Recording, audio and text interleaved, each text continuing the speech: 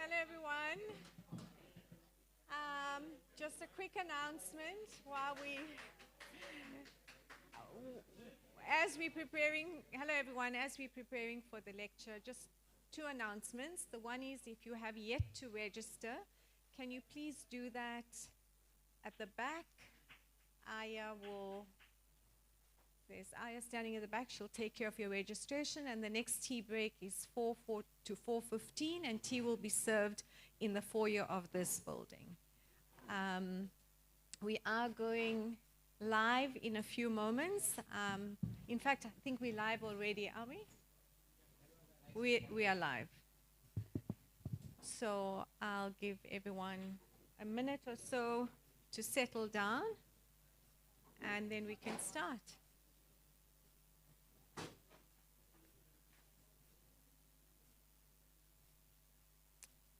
Thank you. Thank you, everyone. Colleagues, friends, comrades, both here in the room and online. Good afternoon from the University of KwaZulu-Natal Summer School. My name is Shana Safla, and I welcome you all on behalf of the University of South Africa's Institute for Social and Health Sciences, which is the host of this public lecture, which in turn is part of the Decoloniality Winter School. We are privileged to host this lecture, and this lecture is the latest in a series of lectures delivered by the distinguished decolonial scholar activist Professor Nelson Maldonado Torres. This year's lecture is titled Settler Colonialism, Subalternity and Coloniality, Convergences and Differences. Thank you, colleagues. Thank you. Professor Maldonado Torres, it is our pleasure, as always, and our distinct honor to welcome you to this afternoon to deliver the 2024 Institute for Social and Health Sciences Decoloniality Public Lecture. So I'm sure you will agree with me that today's lecture is both timely and crucial. I certainly have seen during the last several months the ways in which the existing focus on the conditions, the contingencies, and the consequences of settler colonialism have enlarged and intensified worldwide. I think drawing in very particular ways attention to enduring colonialism, to coloniality, the dispossession of indigenous lands, the killability of indigenous bodies, and related oppressions across different parts of the world. A settler colonialism represents, and we heard two very beautiful presentations this morning. It clearly is an important framework and an important analytic to think about the pervasive and the persistent, the lethal and the oppressive conditions and impacts of colonial and colonizing structures. And this is what a friend and a colleague, Palestinian feminist scholar Nadira Shalhoub Kevorkian, refers to as its asphyxiating logics, asphyxiating regime of power that weaves time and space through social relations of violence, of occupation, of dispossession. And it's also important because we've seen how this has led to us engaging in different ways, engaging with the ongoing struggle for liberation, sovereignty, self-determination, and life-making. We know from the work on settler colonialism that it is premised on the logic of elimination of the native, not a mere exploitation of the native, that it is an ongoing process of dispossession, of domination over land and life, rather than a single historical event. And in turn, we see how the concept of elimination becomes essential in theorizing genocide as a structural element of settler colonialism, as exemplified both in historical and contemporary contexts, the African continent and Palestine being very immediate and pertinent contexts here. And so today's public lecture, in the context of this 4-day winter school, I expect will be instructive for the discussions to come, as have been the preceding presentations, on the social, the political, the epistemic, and the geographic forces that keep subaltern, dispossessed communities outside of hegemonic power relations, power structures, on decoloniality and genocide, and more, looking at the program. So Nelson Maldonado Torres has dedicated himself to exploring many of these themes, sharing valuable and shaping insights and inspirations. Today's lecture, I expect, is more than a scholarly exercise. Again, building on the preceding presentations, I expect that it is equally a call to action. For those who need an introduction, Nelson Maldonado Torres is co-chair of the Frantz Fanon Foundation, senior associate of the Black House Collective Soweto, and former president of the Caribbean Philosophical Association.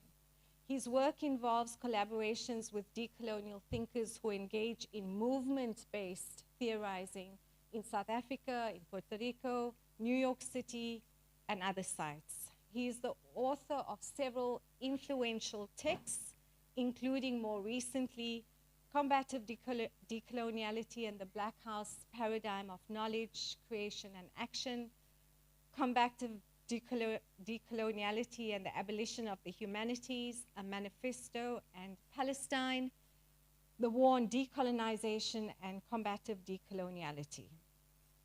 Currently, he's a professor in the Department of Philosophy at the University of Connecticut, a research associate at the Institute for Social and Health Sciences at UNISA, and an honorary professor at the University of KwaZulu-Natal.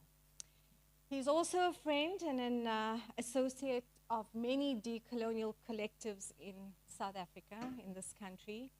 His collaborations and associations have seen him welcome to this country, I think, for the last decade, during which time, and I have said this before about you, Nelson, that we have seen Nelson respectfully and immersively share, learn, engage through praxis of relationality, of love, and of care.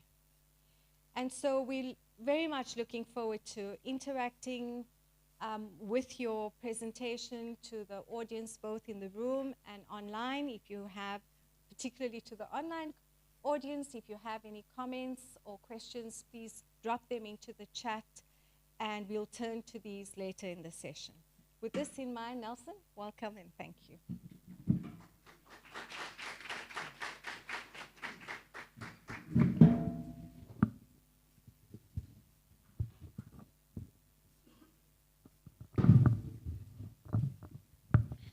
Thank you.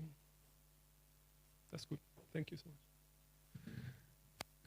Thanks, Shanaz, for the generous introduction. I'm very happy to be here again in this wonderful winter school. I am very appreciative of the efforts of all the organizers here at UKZN, but also the Black House Collective, and particularly we have our tremendous trailblazer here, Professor Sajida Seder, and we also have the terrific organizers and theoreticians, Sandy Radebe and Ayabulela Lalo. My appreciation to all of them and to everyone who has contributed to the organization of this event. It's very happy to see you all and looking forward to have wonderful conversations and interactions during this week.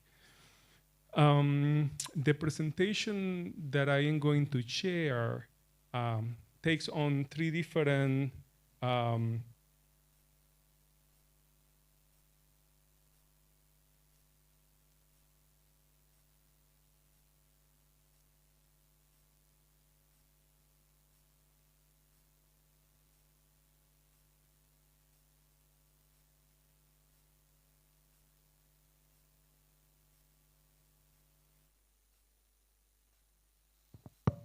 yes.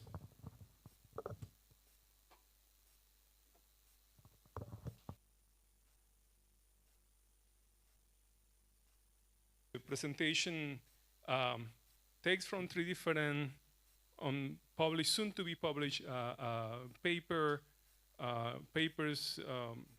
on subalternity and combative decoloniality, in Palestine, the war on decolonization and combative decoloniality, and one on Fanonian pedagogy as combative decoloniality. I should say, by the way, that the first recent publication that Janaz mentioned when she presented me about combative decoloniality and the Black House Collective, that is co-authored with Sandy Radebe from the Black House Collective, and that should be out in the next few months.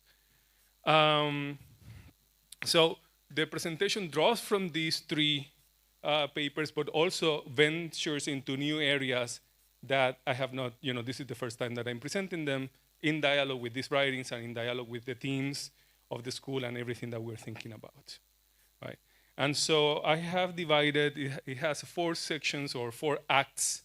Act 1, understanding post-colonial subalternity, and this act, and actually it will be obvious through some of the other parts, that it comes out of a conversation that I had last winter,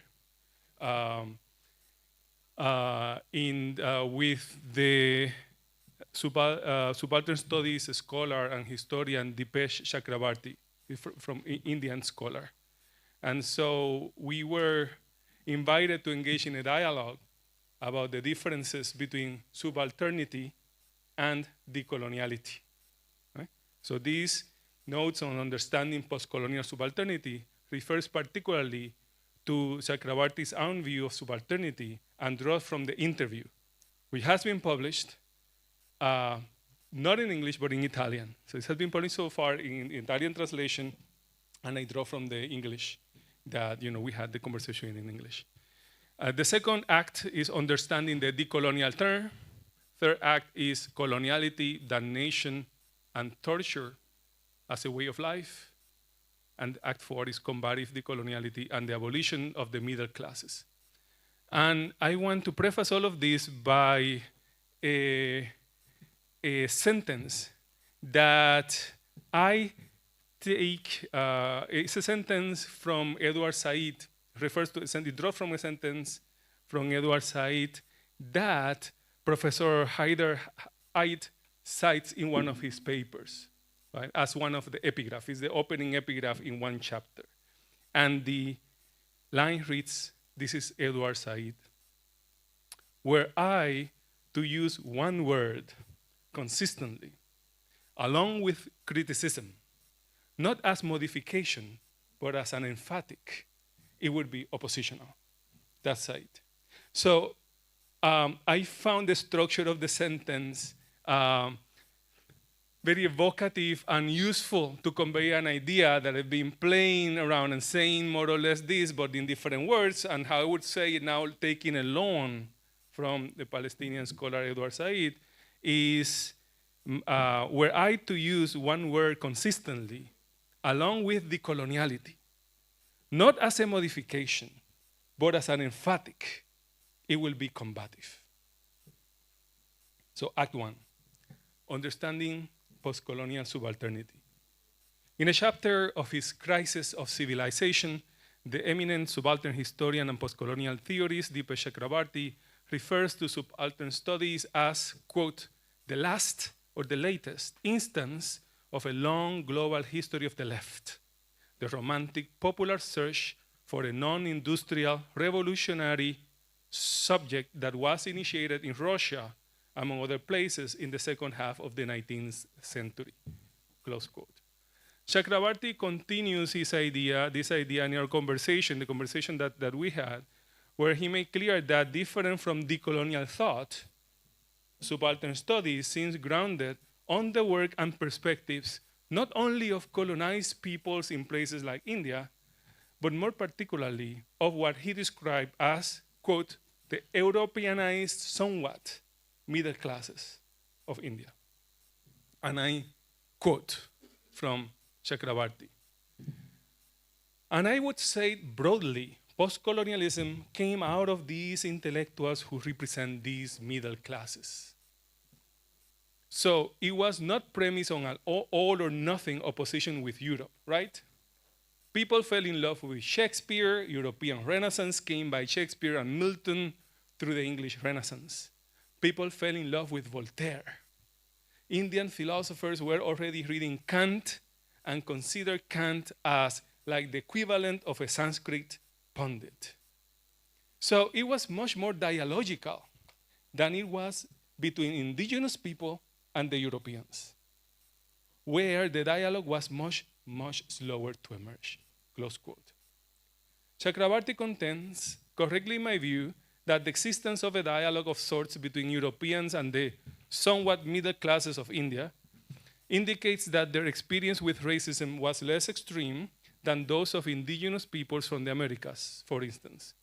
He additionally argues, but I do not agree with this part, that whereas for indigenous peoples, and particularly, quote, the countries that got enslaved, the experience of racism was constitutive of colonialism, for the somewhat middle class that he's referring to in India and upper classes in Indian society, the experience of racism was episodic. That's his account. Chakrabarty further reveals that he also came from the Europeanized somewhat middle classes, which he has never hidden. He was born in a Brahmin family and was part of the modern Bengali educated middle classes, as he himself describes it, that had been characterized as, also quote from his writings, the first Asian social group of any size whose mental world was transformed through its interactions with the West, close quote. Some people would actually say that it might be a mischaracterization to refer to a family with one or two servants, as Chakrabarty's family had, as part of the somewhat middle classes. And scholars of post-colonialism and subaltern studies in India are sometimes accused by members of Dalit, people of the Dalit, members of the Dalit community, traditionally conceived as untouchable, of presenting themselves as members of a middle class when they truly form part of the higher echelons of Indian society. But even leaving this aside for the purpose of the argumentation here, I think that there are some problems in Chakrabarty's formulation. That is, even if we do not question his characterization of this Brahmin family as part of the somewhat middle classes. Leaving that. According to Chakrabarty's approach, it would be reasonable to expect that somewhat middle classes and middle classes that were allowed to see themselves as close to Europeans will seek possibilities for emancipation that would preserve certain European ideals, to the point that they could not conceive of rejecting colonization without also affirming a connection with Europe. This is certainly the case with Chakrabarty. Chakrabarty sees the heritage of the European Enlightenment as fundamental in the very critique of colonialism itself, and argues that, quote, post-colonial scholarship is committed almost by definition to engaging in universals, such as the abstract figure of the human or that of reason with capital R that were forged in 18th century Europe and that underlie the human sciences, close quote. He also refers to acknowledging the gifts of Europe in an anti-colonial spirit of gratitude. An important moment in the interview is when Chakrabarty cites Fernando Coronil, the late Venezuelan anthropologist, critique of his position about Europe. Chakrabarty shared that Coronil was angry about the expression of gratitude towards the colonizers, to which Chakrabarty replied, look, if I were an Australian Aboriginal person, I would have nothing to be grateful, but my class, my intellectual tradition, was modified and produced by contact with Europe. Chakrabarty added a second line of argumentation to defend his sense of indebtedness to the European Enlightenment, that Ambedkar, who he describes as the most important leader of the ex-untouchable people, Dalit now in India, said in writing that I wish Indian history had begun from the French Revolution. That is Chakrabarty's rendition of Ambedkar. Chakrabarty obtained a lesson from this, quote, if the most oppressed person in my history wants the enlightenment, then I have to think about it again. Close quote. I find a tension between Chakrabarty's arguments here. The first makes it appear that the perspectives and positionalities of Australian Aboriginal people and others in a similar position are fundamentally irrelevant when it comes to the critical analysis of the position of the somewhat middle classes.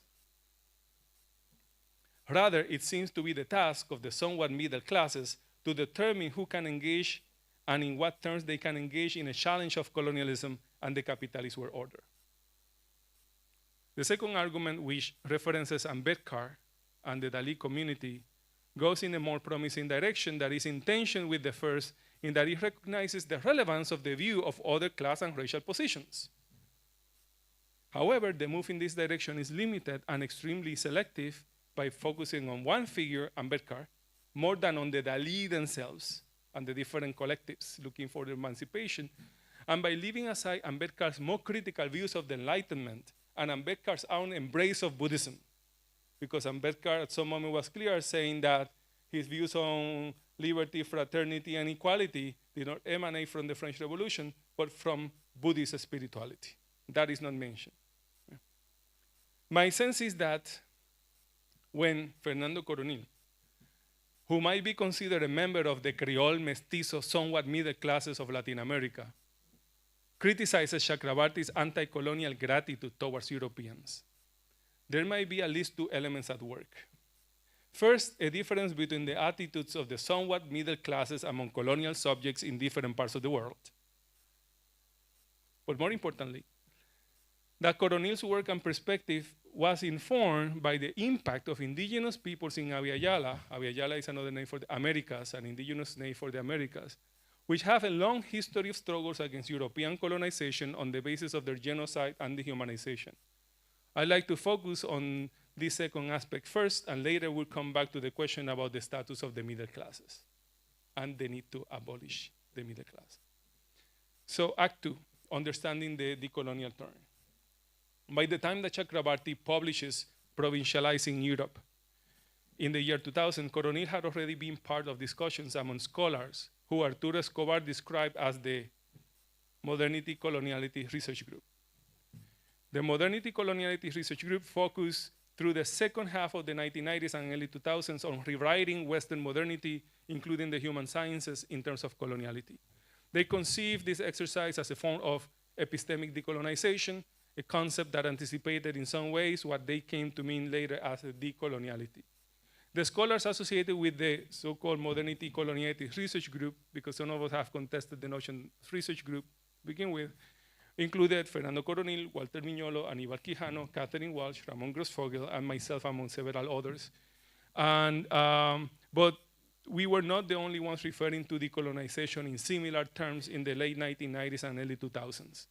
As it became clear, for example, in the writings of Chicana feminists, such as Emma Perez and Sheila Sandoval, and the work of Afro-Caribbean philosophers and Latin American liberation philosophers. This is a reason why I then use the term decolonial turn as opposed to only Latin American research group to refer to our work at a gathering of various representatives in 2005. The decolonial turn was meant and continues to be used as an umbrella term to refer to work that consider colonialism, coloniality as a fundamental problem in Western modernity past the so-called post-colonial period, and decolonization/decoloniality as an unfinished project. It is in that sense that one can refer to multiple sites and to various genealogies of the decolonial term. Some scholars have tried to kind of pigeonhole coloniality, or references to coloniality in terms of geopolitical location, saying that the concept was coined in Latin America and it therefore reflects the experiences of colonialism that were prominent in Latin America, North Africa, India, and other places.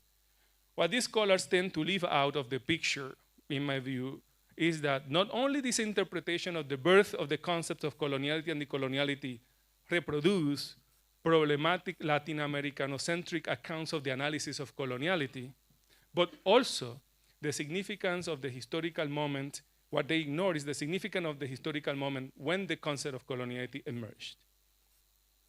The key moment to understand the decolonial turn takes place around the year 1992, a moment that involves a historical conjuncture between criticisms of traditional and institutional Marxism.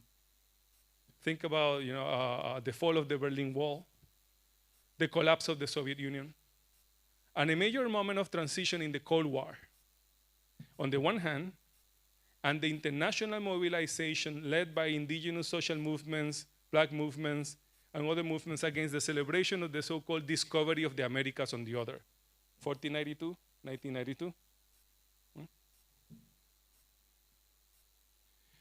At that time, indigenous and Black movements brought to the center of attention a thematic that had been carefully considered by previous indigenous and Black movements, thinkers, and artists for a long time, and not only in Abya Yala: the entanglement between Western modernity, colonization, and the racial organization of humankind. The main reference for this mode of thinking and questioning might be the lived experience of peoples who are considered non-people and who have undergone an extraordinarily long process of expropriation, annihilation, and torture by Western power or by Western institutions, such as the nation state. The historical conjuncture of the early 1990s provided a context for a resounding affirmation of the global relevance of a questioning of capitalism and Western modernity in ways that recognize the constitutive role of colonialism and racism in the formation of the modern world. That is what could be referred to as the message of the decolonial turn that took place in the late 1980s and early 1990s. Since then, is an amplification of ideas that had been cultivated by indigenous and Black populations for a long time. In short, the kind of questioning and perspective that was amplified through the concept of coloniality was rooted on combative social movements who were engaging in the critical analysis of Western civilization and its multiple forms of colonial domination in the long durée of the Western colonization project.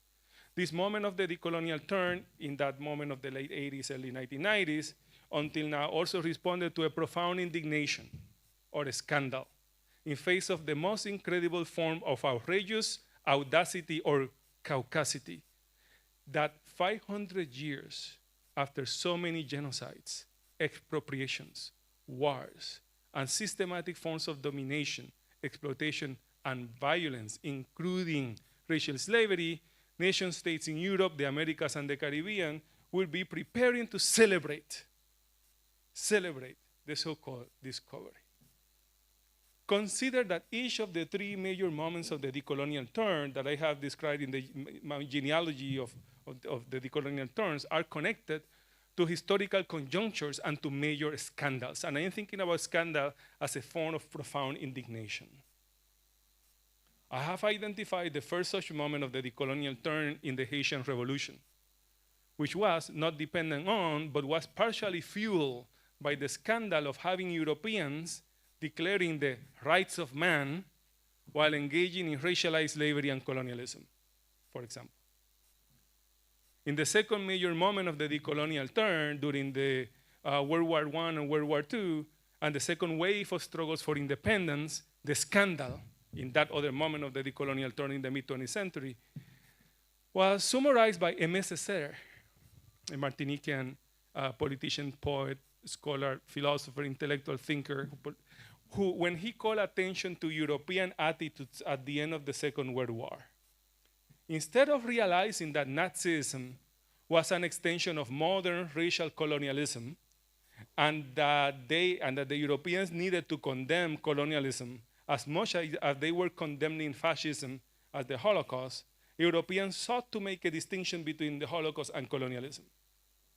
They posed, and between fascism and colonialism, they posed the idea that different from Nazism, European colonialism involved the benevolent act of taking civilization to the colonized. That the Europeans were affirming that colonization is civilization, is at the end of the war the Second World War, and the Holocaust, that indicates the degree of obscenity, caucasity, perversity, and decadence that was still at the heart of so-called Western civilization, even at the moment when it was at its lowest and most humbled, even at that moment. This position meant that Europe was determined to continue justifying modern racial colonialism, not only to avoid reparations, but also to justify new ways of colonial enterprises. If there was any doubt, consider that it was in that very historical context of the mid-20th century that we saw the culmination of a process of settled colonization in the creation of the State of Israel. In that sense, the solidification of Zionist settled colonialism, as it has been called by Fayez Sayed, is not really an exception to the rule at the time. Maybe I have a little bit different with him there, but one of the most obscene but consistent reproductions of multiple forms of coloniality. One that, as Sayed pointed out, and he was the founder of the Palestinian Research Center in Lebanon, and he published this text in 1965. And the text is entitled Zionist Colonialism in Palestine. It was a form of colonialism that combined racial self-segregation of the occupants with, quote, forcible dispossession of the indigenous population, their expulsion from their own country, the implantation of an alien sovereignty on their soil, and the speedy importation of hordes of aliens to occupy the land, thus emptied of its rightful inhabitants. Right? So if you read that through Saussure's discourse and the scandal, you see that both not accepting reparations and also extending new ways of colonization were actually part of the very logic of the system at that time. In the context of the supposed end of colonialism in that period, what we find is both a mutation and an extension of coloniality and settled colonialism. I have mentioned the colonization of Palestine, but we can also include the example of the legal authorization and formalization of racial apartheid in South Africa in 1948, the same year the State of Israel is created. In 1946, Guadeloupe and Martinique become French départements.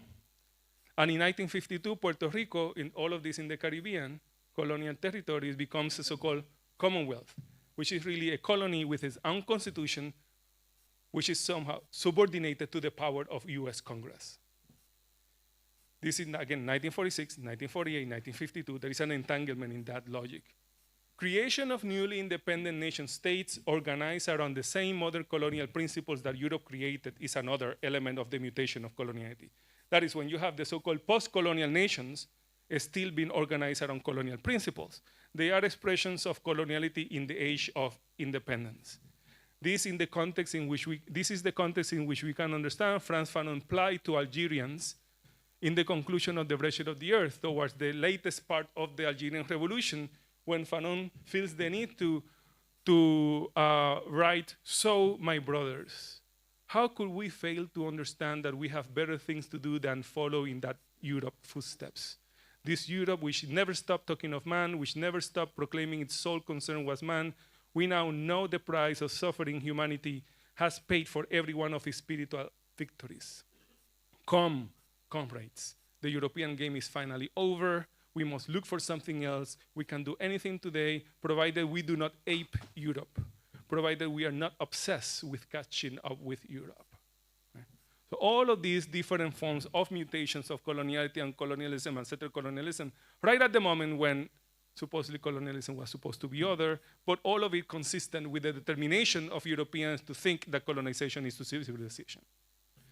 In 1992, going now from the 1950s to the other point of the decolonial turn towards the end of the 20th century, the obscenity at the moment had to do with the celebration of 500 years of discovery. And to add insult to injury, in that moment, the idea emerged that the world had reached the end of history, a moment where humans could only aspire to assimilate into the goals and procedures of racial liberalism. So I would like to say that today, in 2024, there are several various obscenities that I would like to call attention to. Right? The idea that we live, for example, one obscenity, the idea that we live in a post-apartheid South Africa, when territorial anti-black economic segregation and racist dehumanization continue. Another one, that saying something as basic as Black Lives Matter is threatening to the status quo. Consider that a few decades black militants and communities in the streets were shouting Black Power. But now simply saying Black Lives Matter is considered to be radical, and according to the Trump administration, it was a terrorist affirmation. C, another obscenity scandal today, that Puerto Rico's colonialism is not only characterized by having the Puerto Rican Constitution in a relation of subordination to the US Congress, but that the economy of Puerto Rico is controlled by a fiscal board, none of the members of which are elected by Puerto Ricans, right? And who was the US president that created this board? Barack Obama. And that the same country that conceives itself as a defender of freedom, the US, is directly supporting a genocide taking place in the lands of Palestine by the most right-wing government in the existence of the State of Israel. The US and Israel form part of a modern colonial civilizational continuum and is as part of the front lines of that modern colonial project. So combative decolonial thinking, I would say in this context of scandals, that we recognize the different scandals that trigger moments of the decolonial turn and that help us to see the gravity of the scandals today. They should lead us not simply to decolonize one discipline or another, one methodology, one pedagogy, but I think that combative decolonial, I'm not thinking that that's not important. The thing is, as part of what? Linked to what, exactly? So I think that more important is the question about responding effectively and collectively to this state of affairs. In these schools, we have South African, Palestinian, and Caribbean peoples from Martinique, Guadeloupe, Puerto Rico, among others, and Gaza we have ready to move in this direction, so I hope. So I selected those examples and scandals also to show the interconnections that there are, whether we're conscious of them all the time or not. Close of Act 2. Act 3, hopefully my time is going good. If not, Madam Chair may extend a couple of minutes. Act 3. Notes on coloniality and damnation in relation to torture as a way of life. Coming back to Chakrabarty, the dialogue with Dipesh Chakrabarty, for him, the difference between the discourses on subalternity and decoloniality indicates first and foremost a difference in the experience of the kind of colonialism that becomes dominant in different parts of the world. While the view of subalternity responds to the perspectives of the somewhat middle classes in India, where European colonialism was not as extensive or as long as in other parts of the world, in his view, decoloniality seems to be based on the experiences and perspectives of people in parts of the world that went through settled colonialism and racial slavery. This interpretation reinforces the generalized impression that decoloniality emerges from Latin America just as subalternity emerges from India. The concepts speak to the principal forms of colonialism and race formation in these regions. However, I have said that this is far too simplistic and problematic, particularly when it comes to that description, that Latin America. I already indicated that I think that it is a mistake to consider that decoloniality is simply a Latin American construct.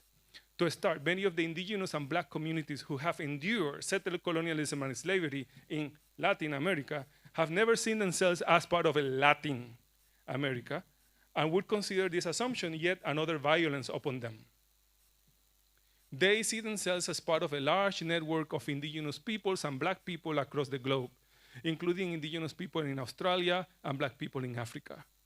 But this view of approaching indigeneity and blackness runs counter to hegemonic constructions of geography shaped by area studies in the social sciences and by literature and language studies in the humanities, which tend to partition the world in ways that obscure global lines of damnation. And I say damnation building on Fanon's work, not subalternity. And the global relevance of the critical and intellectual perspectives of those who combat coloniality globally. For many black and indigenous militants, geopolitically and geo-racially, the lived experiences and living conditions of indigenous and black communities in distant geographies are much closer than what geographical and linguistic differences may suggest. They are by no means the same, the experiences, and there are important differences, but the structural similarities and connections between their experience of that nation are enough to provide the basis of the theoretical position and socio-political project that we call decoloniality. Another important point to consider is that the experiences of damnation are not only exclusive of people who were racialized as indigenous or as black by Europeans. And by the way, when I'm talking about damnation, I'm thinking in dialogue with Frantz Fanon's last book, The Wretched of the Earth, which in French is Le Damné de la Terre, which is the damned, the condemned of the earth. That damnation, I'm referring directly to that notion of being damned, different from being wretched and different from being a subaltern. So another important point to consider is that experiences of damnation are not only exclusive of people who were racialized as indigenous or as black by Europeans, but that other groups could to some extent participate in the experience of damnation by being put in the position of the indigenous and or the black in their respective societies. And this is not a new insight at all. In that sense, indigeneity and blackness have global significance, not only because we find indigenous and black people in many parts of the world, but also because indigeneity and blackness became structural positions and symbolic markers of damnation. That is, indigeneity and blackness are interconnected categories that are deeply themselves connected to specific groups, just as there are also mobile signifiers that serve as markers of damnation, particularly, but by no means only, in settler colonial societies. If indigeneity and blackness have global significance, then so decoloniality, which is about the combating of those structures, and which I take it to refer to the combat against modern colonial damnation. So I take decoloniality to be not a discourse from Latin America based on forms of colonization from there, which are multiple, but a perspective and a project grounded on modern colonial damnation. And modern colonial damnation is by no means limited to European settler colonialism and plantation colonialism, but is also found in the more traditional colonial territories, in neo-colonies, and in so-called sovereign and independent nation states. So you have to think that, for example, when that term coloniality and decoloniality began to explode, and again, I'm thinking that there was this consciousness of the scandal of the celebration of 500 years of colonialism, that motivates, triggers a reflection of the entanglement between Western modernity and colonialism itself in the history of the 500 years, right? So the reflections there are informed by multiple experiences. It's not simply that black and indigenous social movements are thinking only about their specific countries or continent. That cannot be in the place when, people are now celebrating this discovery, the moment where the first kind of maps, global maps circulated and started to appear, right? That cannot be. So it had much more of a global kind of reach than we often admit.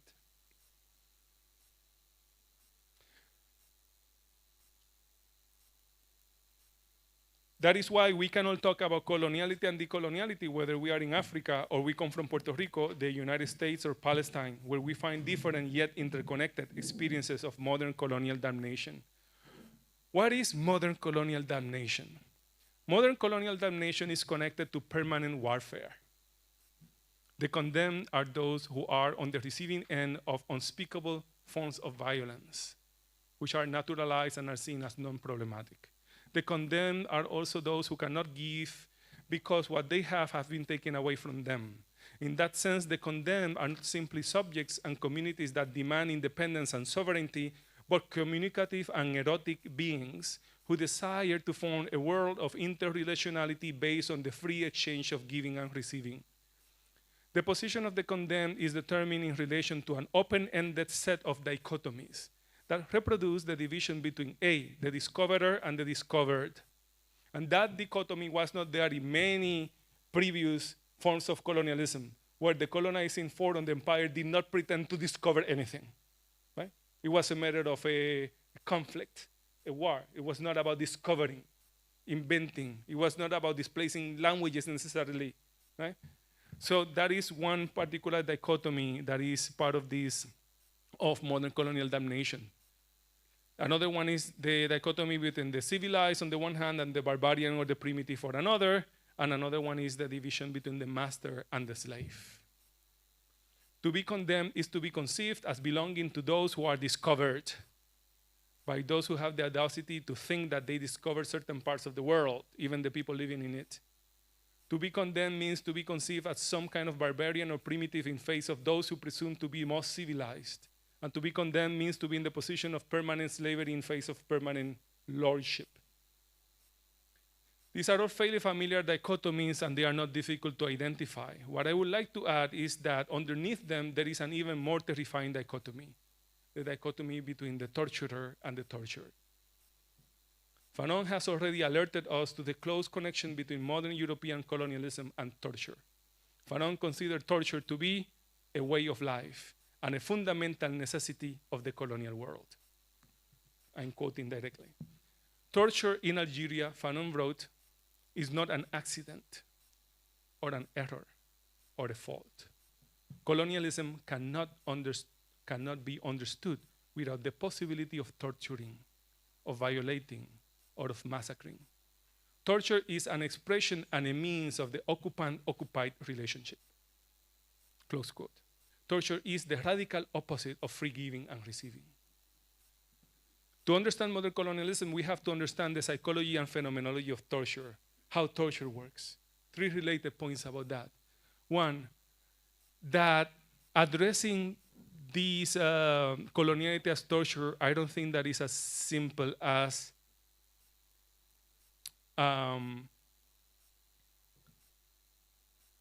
working on or seeking to alleviate, quote, trauma. It's not about trauma work.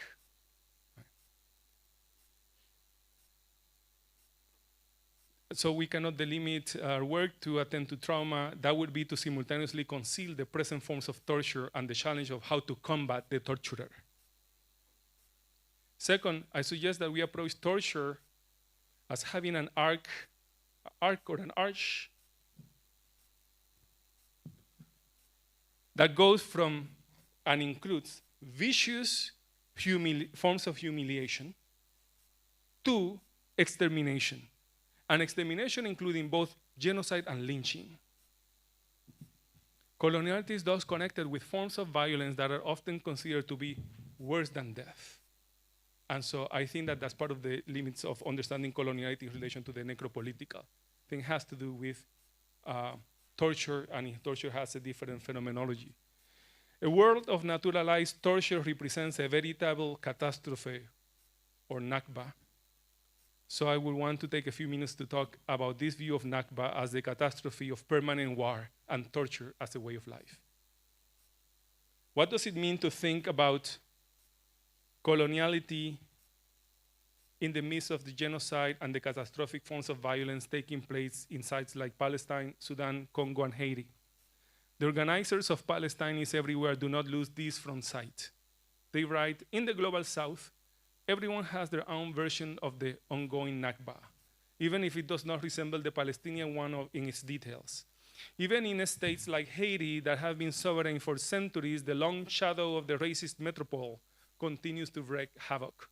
Puerto Rico, Sudan, Haiti, Congo, Kashmir, Cuba, and many of the planet's other flashpoints show the impact of the shared legacy of imperialism.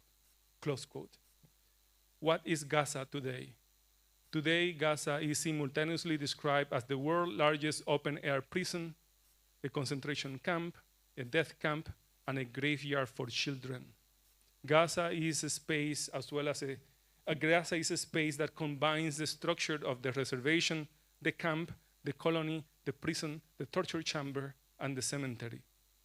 In the Israeli imagination, Gaza has also appeared as a potential empty museum. As a council person in northern Israel put it, quote, like the Auschwitz concentration camp in Poland, once it is emptied and leveled to serve as a reminder of what was once there, to showcasing the capabilities of the state of Israel and dissuading anyone from living in the Gaza Strip. Gaza is also a site of extraction. Gaza is a laboratory for, in the best case scenario, having people languish and die. The worst scenario is indiscriminate open warfare to a large population that has been pushed to live in an extremely limited space. The whole of Palestine is a war zone. Here again, there are important linkages with the indigenous and the black liberation struggle. The Zapatistas talk of the long night of over 500 years, which is a night of a war without end and another way of referring to the catastrophe of modernity coloniality. The movement for Black lives has also called attention to coloniality as a paradigm of war. Take the first 6 set policies in their vision of Black lives, which is about ending the war on Black communities, ending different forms of war, including imprisonment. Racialized and colonized people live their lives in an unending condition of permanent war. This is another reason why Palestine is relevant for theorizing decoloniality, for Palestine has become a laboratory for coloniality as multi-layered warfare with a particular focus on one terrifying activity, torture. Torture has been taking place in the Palestinian occupied territories in multiple forms, the most obvious perhaps being through administrative detention and imprisonment. Recent attention to those forms of torture has led to closer looks at, quote, the machinery that Israel has long used to enforce its military occupation in the West Bank and Gaza. Not confined to the detention center and the prison, torture has been mobilized in Gaza along genocide, as indicated in the mass graves found after the Israeli military forces withdrew from Gaza's Nasser hospital on April 17 and in previous actions. Torture makes life so painful and desperate that death seems a better and kinder outcome. In that sense, beyond exploitation, domination, and the necropolitical, torture is a form of activity that is worse than death. Consider the comments of Israel's heritage minister, Amichai Eliyahu, who shortly after October 7, 2023, asserted that dropping a nuclear bomb on Gaza was an option, after which he stated that, quote, we must find ways for Gazans that are more painful than death, close quote. A means of the occupied relationship, torture is also an expression of the catastrophe of modernity coloniality, a globalized Nakba that informs the creation of settled colonies and the modern colonial world. The late anthropologist David Graeber shared some important notes regarding torture after a visit to the West Bank in 2015. He described Palestine as a zone where various forms of torture take place, from the most explicit to a constant form of torture, where the humanity of Palestinians is undermined daily, one in which, quote, barring some kind of divine intervention, you can expect to be facing exactly this sort of terror and absurdity for the rest of your natural life, close quote. Gaza is a war zone and a major coordinate of combative decoloniality, along with the occupied West Bank, with its constant episodes of settled violence, military incursions, and Israeli land appropriation. Gaza and the occupied West Bank have been war zones for decades, and they continue to serve as laboratories for the control of premature death and techniques of collective torture. The occupied West Bank also demonstrates another phase of coloniality, not only in the mutation of its spatio-temporal horizons due to the increase in settlements, but also in the corruption and collaborationism of the Palestinian Authority, and in the fabrication of sites of first-world consumerism, such as the infamous city of Rawabi, a residential and commercial site near Ramallah and Birside. Rawabi demonstrates that Palestinians in the occupied West Bank simultaneously confront the violence of the Israeli military, that of the Palestinian Authority, and that of settlers, along with the imposition of a model of capitalist life and consumerism aimed to instill desires for assimilation that facilitate their decimation and the decimation of racialized and colonized peoples elsewhere. Behind it all, there is a model of life to which the world must conform to, with the United States as a leading force. If one understands decoloniality from a Fanonian lens and from the work of collectives and liberation fronts, not the somewhat middle classes, be them in India, so-called Latin America, Africa, or elsewhere, decoloniality cannot be but combative. However, the proliferation of non-combative conceptions of decoloniality and decolonization makes it necessary to make the combative dimension explicit, as I said at the beginning. The Puerto Rican Verano Combativo, combative summer of 2019, served as an important reminder of this. Combative decoloniality leads us to conceive of Palestine, New York City, Puerto Rico, and South Africa as interconnected combat zones of decolonial activity. In face of the multi-layered and interconnected dimensions of coloniality, it is time to abandon all forms of decoloniality light and engage in combative forms of decoloniality. Combative decoloniality refers not simply to yet another way to think about or to theorize decolonization, or to the important nexus between theory and praxis, but to a collective activity that combines the counter-catastrophic exploration of loving and communicative relationships beyond the contours of coloniality with rage against a world order that facilitates or allows the creation of concentration camps, open-air prisons, and graveyard cities for children. Palestine has been teaching us and continues to teach us that decoloniality is not combative if it does not seek to counter the globalized Nakba of modernity coloniality with the decolonial turn of the global intifada or uprising, in the sense outlined by the Strike MoMA working group of the international imagination of anti-national and anti-imperialist feelings. For Gaza, for Palestine, for every Black and indigenous community whose lives are conditioned by perpetual warfare, for every community whose humanity continues to be undermined by the culture, economics, and politics of global coloniality, we should abandon all desires for mimicry and assimilation into modern colonial institutions, including the university, and seek to build together another world beyond naturalized warfare. So I think my time is up. So Act 4 will continue next winter. Thank you.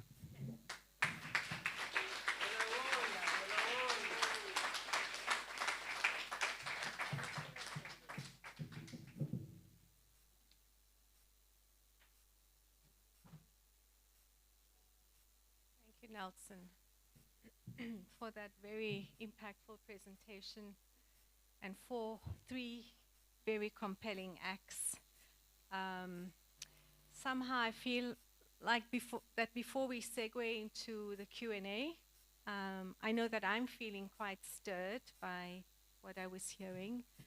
I invite from someone, one of us, an expression and articulation that I guess acknowledges the catastrophes that Nelson just talked about. May I?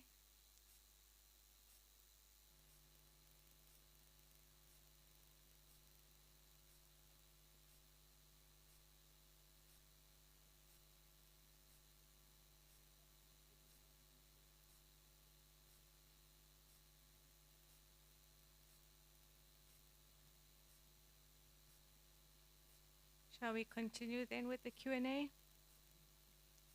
All right. I don't see anything online, so let's take your questions and comments. We have a roving mic here.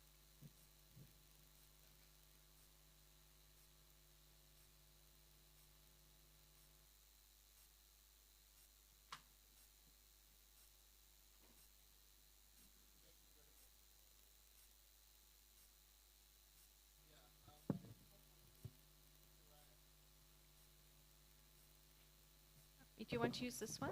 Maybe? Side? Nelson will use this one.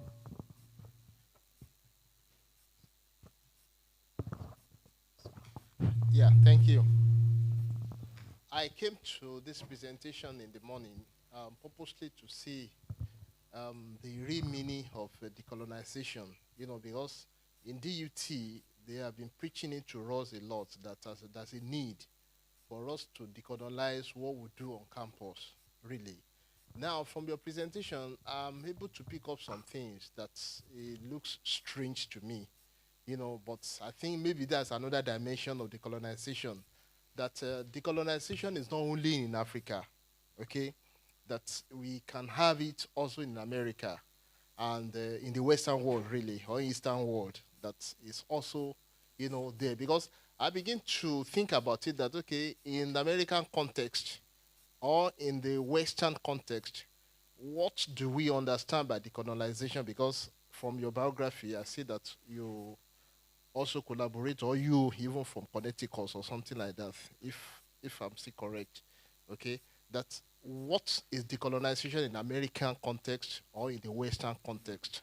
We all agree that in Africa, we need decolonization, that then we can see in African context, that's practical definitions of decolonization.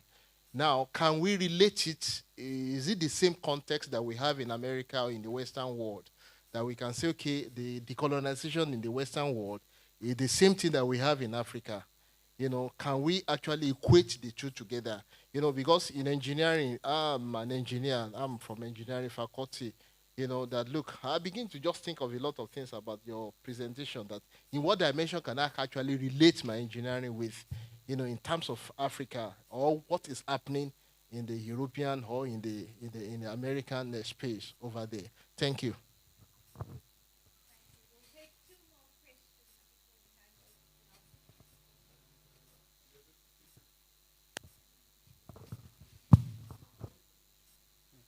Okay, thank you. I don't think it's much of a question, but it will be a question as I will try to coin my sentiments within a very focused, I would say, contribution. When I saw the theme of this winter school, I almost said summer school, winter school, it talked about decolonization. So obviously it caught my attention. I think maybe tomorrow or the other day, I will start pinpointing and connecting the dots, but right now, the picture is very blurry. But let me get to the point, because usually when you get to come to events like this, you also prepare your mind, orientate your mind in terms of understanding what you understand about the colonialization project, what was a colony versus what you are trying to decolonize. Then the information that is dissected, therefore, talks to those particular segments that I'm talking about. So I hope and I believe, I understand just the speaker now that just spoke intensely about the other parts of the world where colonialism was an issue and how does it connect. He spoke about the years also, 1950, 1952, 1948, the similarities, the trends, the dots. But let me get to the point. In South Africa, we've got a very serious animal, very different animal, but very serious. Let me do an example. People who are Azanian in their thinking in their thinking, they will tell you the freedom charter we're talking about and the constitution we're talking about, we don't own it. I, for sure, belong in that group. We don't know where it comes from. We know it comes from the white fellows, which are by far Afrikaners. Given how the 1955 in June, the Congress of the People was therefore destroyed or interrupted by the government of the time, right after it was read. So it tells you clearly what was to be discussed. There was the education, the law, the industries, the economy, the land. So clearly speaking, the subcommittee that was formulated to then look in these issues, come and present to the entire 3,000 congregants that came from all the parts of South Africa. That thing was never achieved. Okay, fast forward. In 1994, we are now told about what? A constitution that is based on what? Or on a freedom charter. Whose freedom charter is this? Now we've got a system of education that doesn't originate from this country. Now we're talking about decolonization. It originates elsewhere. You've got a Dutch law. Just Dutch law, Roman law. Where does it come from? Does it talk to our culture here? Does it talk to our system of thinking? What is a law? A law is a particular set of system in terms of your thinking, meaning it's a cultural behavior. So where does it originate from? We have our own culture as Africans. Now, I'm finishing now. As Africans. So all I'm trying to say, my orientation of coming here was to say, how do we decolonize what was colonized by the colony? So that we therefore set a trend in terms of how do we then integrate our educational system to a global space, also to an African feature and outlook. That's what I wanted to check, but let me hope that it will be dealt with. Thank you.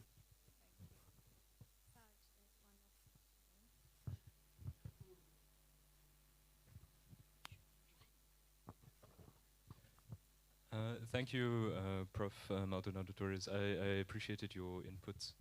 So I think the genocide in Gaza has revealed the true colors of many academic institutions, and definitely has shown the incommensurability between the values that these institutions purport to hold and any really meaningful project of liberation and decoloniality, as we've been explaining.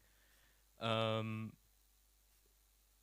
question that I wanted to pose is, in the struggle to almost abolish the academy or divest from the academy and its ways of knowing, where are the other sites of learning and knowledge that we can be connecting to and kind of aligning ourselves with, that allow for truly liberatory concepts to take root and emerge? Yeah, I don't know if that makes sense, but I just wanted to get your input on that. One more. Yeah, thank you, Prof. I just have one question, and it's not my own, you know, it's something that we have, ever since the Gaza thing has started happening, it's been a center of conversation amongst friends. One being the idea of exceptionalizing moments of violence, you know, particularly on where it becomes graphic and sort of hyper visible, you know.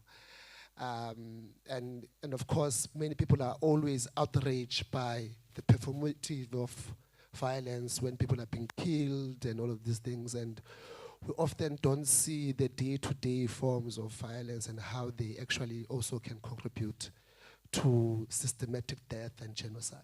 You know, in the context of, you know, Palestine and South Africa, we all have a common historical phenomenon of secular colonialism. You know, even when in the moment where we got independence, you know, the structures and even white people have not left physical occupying space.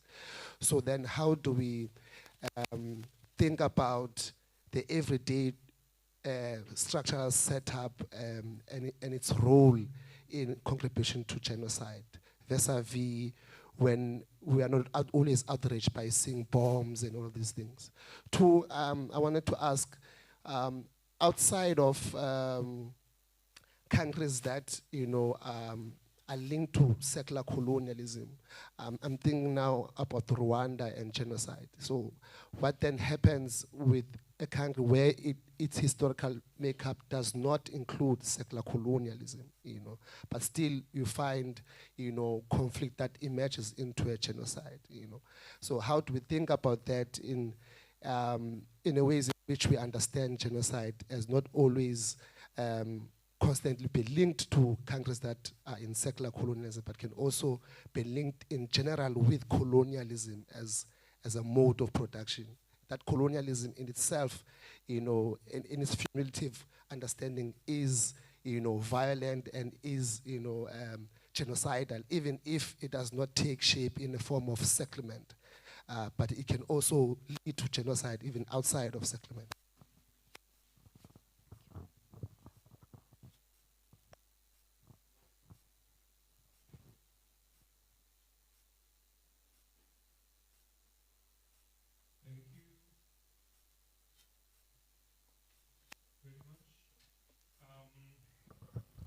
There are some, so I think some of the questions, in a way, I feel that, you know, they have been part of the ongoing discussions of the schools over these years, and that there is a lot of material. There is nothing that I can say that could summarize all of that together and clarify it.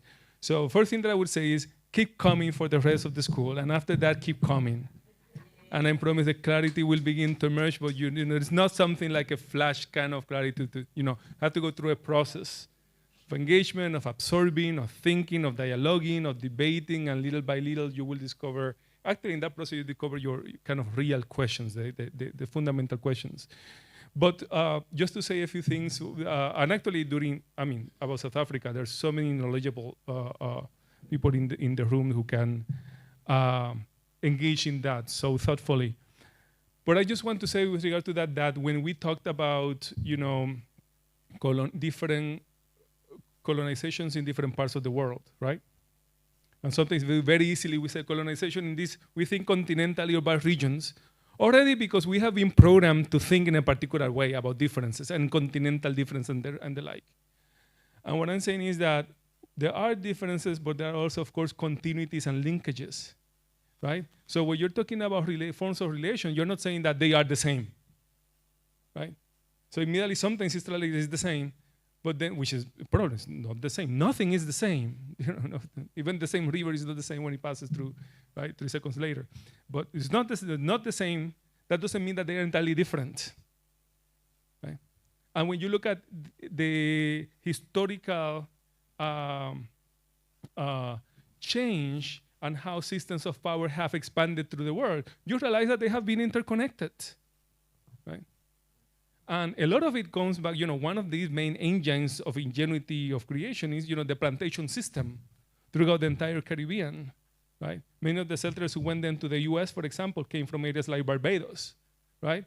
Some of these settlers, that the Caribbean region was divided by multiple empires, became a massive laboratory for experimentation of how you apply this systematic torture on people. And then those models became kind of, the main gospel became. So naturally, there will be connections as well as differences, of course, right? So decoloniality and coloniality is about thinking about this, both, right? And also the struggle against these forms is also related but different and unique.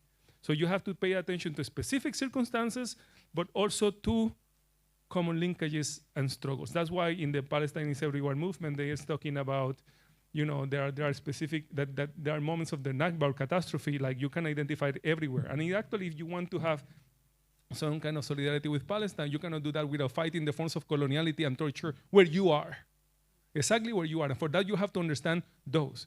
So simply singing, I am pro-Palestine or wearing a piece of clothing, only that is by no means, that can be very superficial, as risky as that is by itself. But the call by those very, many of these Palestinian and who are engaging in these combative forms of decoloniality, they're asking us to engage, to confront coloniality where we see it, right, against indigenous expropriation, against anti-Black racism. And if we are not organizing around that, and we're finding an express way to show indignation with something else that is happening elsewhere, we are part of the problem, right? So, but this is already happening, and it's very important to pay attention to that. So in that sense, that's why what I was trying to do is to show precisely that with Fanon, coming from the Algerian Revolution, that coloniality, everywhere it appears, in the different modalities that it appears, it is deeply connected to torture as a way of life, right? And genocide is one of these dimensions of torture. But there is also, as I mentioned, lynching and multiple forms of mutilating bodies, of bringing them down, and sometimes exterminating fully and sometimes not exterminating them fully, but you keep a permanent state of hell where you are destroying bodies, putting them apart, and the machine works with that too, right? So it's between extermination, something ethnic cleansing, genocide, and multiple forms of torture. So, but I'm thinking that is part of coloniality. That's why I gave the mentions also of Puerto Rico, Guadeloupe, Martinique, right? There are also different forms of scandals that we need to recognize, right? So that's what I was calling to the scandals. Even to say Black Lives Matter, that should be should be a scandal. Only thinking that in this day and age, that seems to be some kind of threatened, kind of challenging notion. So if we are engaging in decoloniality, we need to think about these different scandals and connect them. They were connected in the middle of the 20th century also when I was talking about these different scandals, that at the moment European powers are calling, seeing themselves as, declaring the liberation from Nazism and fascism, but then they are preparing to engage in new forms of racial segregation and racial violence. They do not accept talking about real reparations. So you see, all of that, we need to respond to all of that, but always starting from where we are, right? Always starting from where we are. And we can do both things at the same time. So in this case, what I did with the situation, I then began to read Palestine in that, or what is partly of what is going in that, in a way de-exceptionalizing it.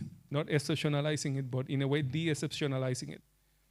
Showing us as part of a fabric of coloniality, modernity coloniality that is deeply connected to torture. And we see that in multiple ways, in different places. And during the school, we are going to be listening to different specialists in these areas telling us more about the dynamics that take place, right? The part that I left has to do, in a way, the Act 4 that I left tries to take it back home, back from where we are. And when we are is the universities, right? Like the university. And what is the university? Is fundamentally kind of liberal institution for the production of knowledge and research that is, it has been premised on two things, right? On the one hand, giving certain kind of power to elites, but also to offer social mobility for the non-elites, so as to secure at least a middle-class status. So we are in the territory, the space is embedded with, as much with liberalism all throughout as with aspirations, if not existence and anchoring in middle-class society, middle-class status, middle-class life. And I think that, so that's where we are, right? We need to think where we are. So we need to think the limits of the challenges that where we are. And I think that combative decoloniality requires a challenge to middle-class status. Actually, Sylvia Wynter insisted quite a bit, and I always taken so hold into this idea that in order to vanquish the, coloniality that is found in the idea, in the conceptualization of man with capital M, and this transition for her towards the human, it needs to involve the end of ethno-class man. So it's not only race, it's also ethno-class. And that part, I think that sometimes in the academy, I think everything is a kind of floor that is taken for granted. And that inhibits and makes it difficult to transition into a more really combative. That's why decoloniality typically feels flat or becomes just another research agenda or another thing that can be incorporated, while the university keeps its function of helping people to achieve social mobility. But what if all of this is part of the problem, right? How do we do that? It comes then where outside the university then we go, right, to do that. And that's what I talked about, the liberation fronts and collectives.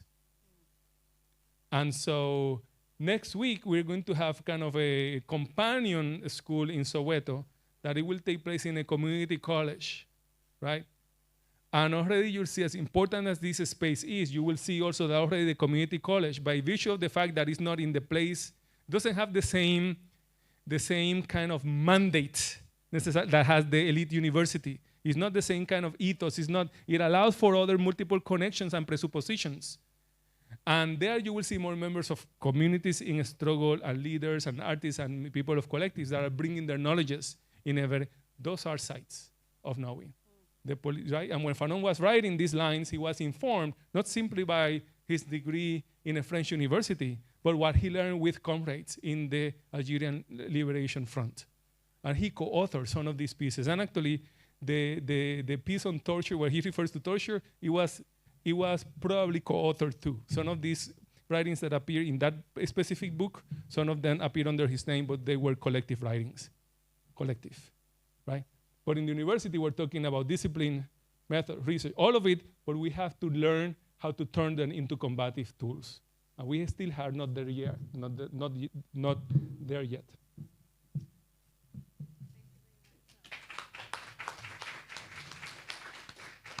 Thank you, Prof. Nelson. Aya, over to you. Thank you, everyone. Thank you so much. Thank you so much, Prof. Sufla, and thank you, Prof. MT. We will now move to our next session, which will be which will host Dr. Sibusiso Maseko. Okay, sorry, we ate into a bit of your time.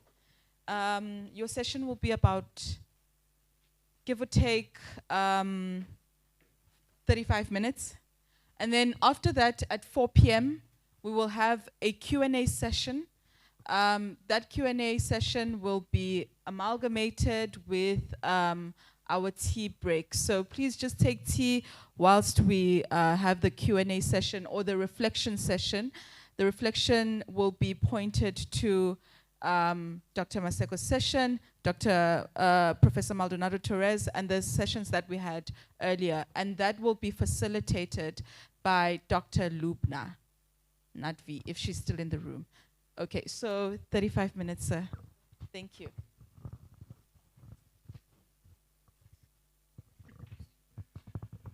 Afternoon, everyone. I just want to figure out how this works. Okay, perfect.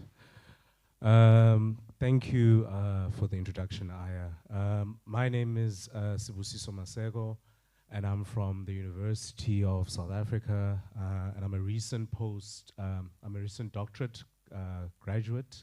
I graduated a year ago. Oh, thank you. So I think I'm quite what's the word?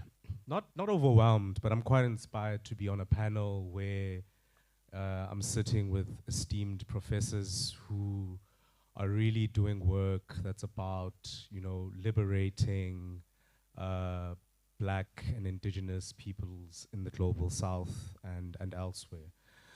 I'd like to thank Zandi for inviting me on this panel. I sent her, and she told me that she's having this Decoloniality winter school, and I just, you know, sent her a WhatsApp with a abstract for this particular paper, and she just put me on the program. Had she told me that I'll be presenting in front of such a great audience, I would have been overwhelmed and I would have gladly declined. But I guess cometh the man, cometh the moment, cometh the man. As I said, the work that I'll be presenting or sharing with you guys today is from my PhD thesis. A bit of background about me.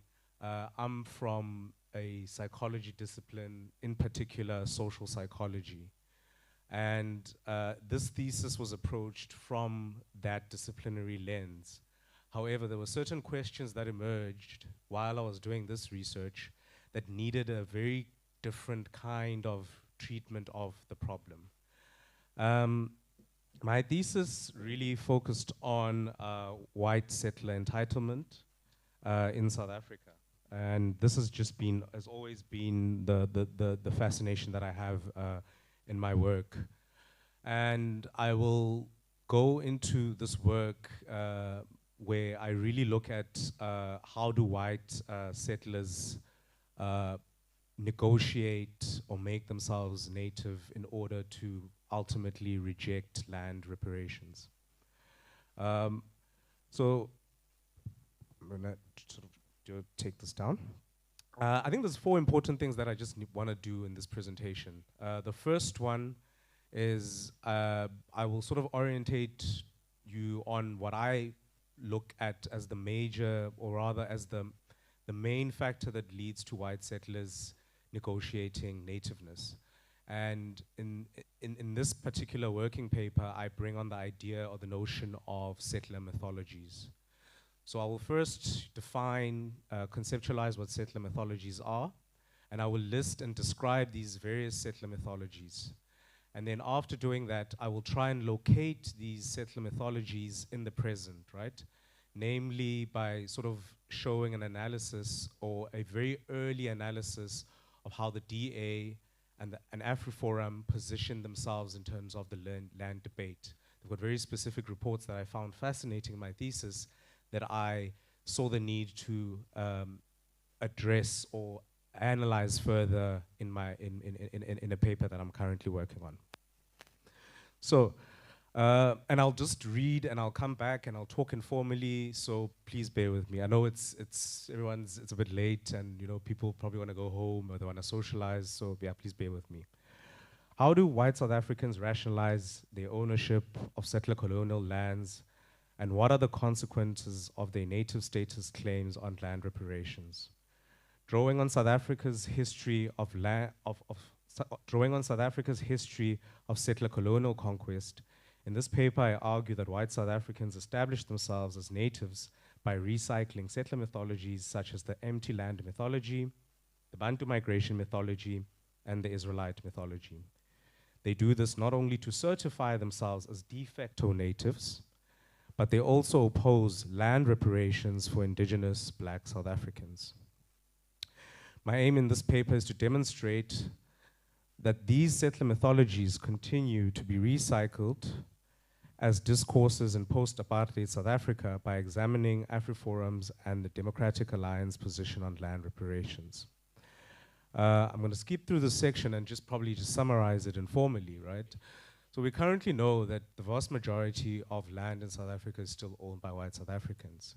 Land reparations has been a complete failure.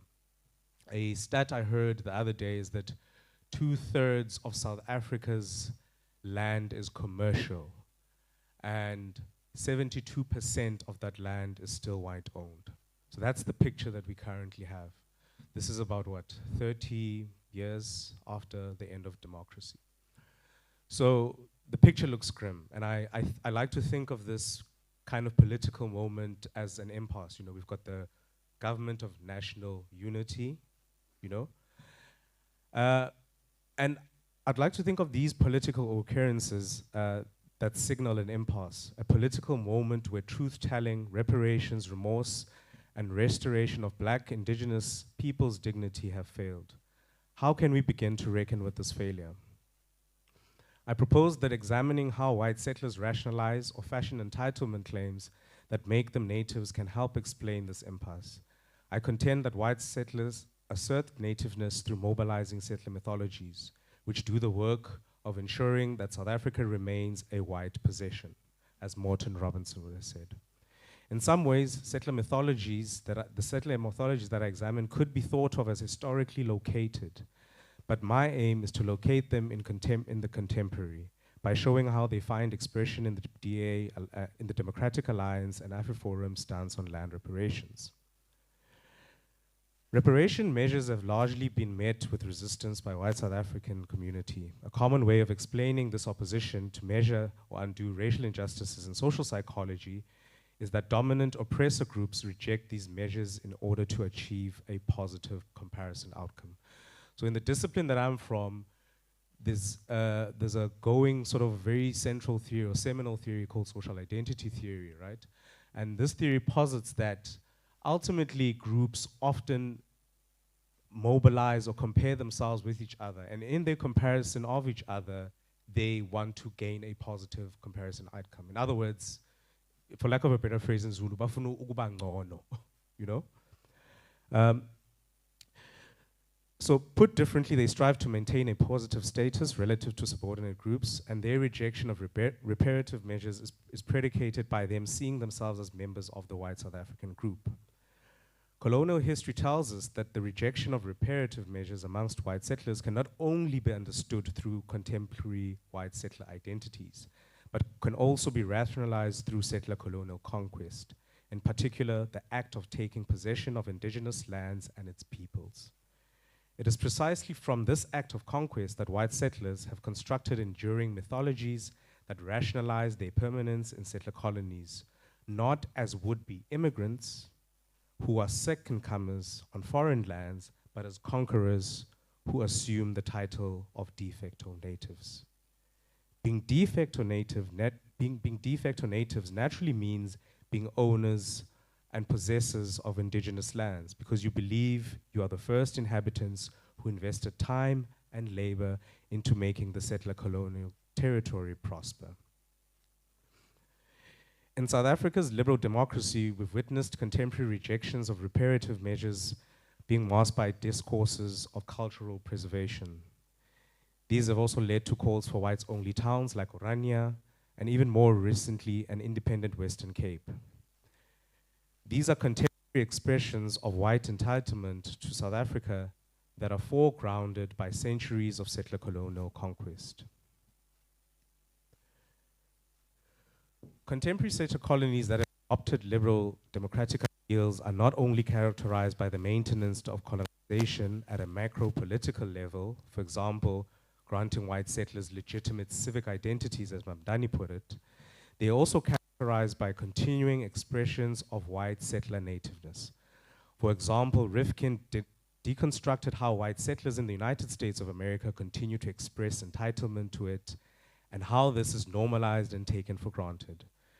Rifkin proposed that settler common sense describes the everyday, mundane ways in which white settlers in the United States of America continue to occupy the settler colony as a group that legitimately belongs to them. Rifkin shows us that white settler nativeness is an enduring part of contemporary settler colonies that have been adopted by liberal democracy. The notion that white settlers continue to claim nativeness in ways that become normative suggests that settler mythologies are not just historically located constructions of nativeness, but form part of the prevailing discourses in contemporary settler colonies.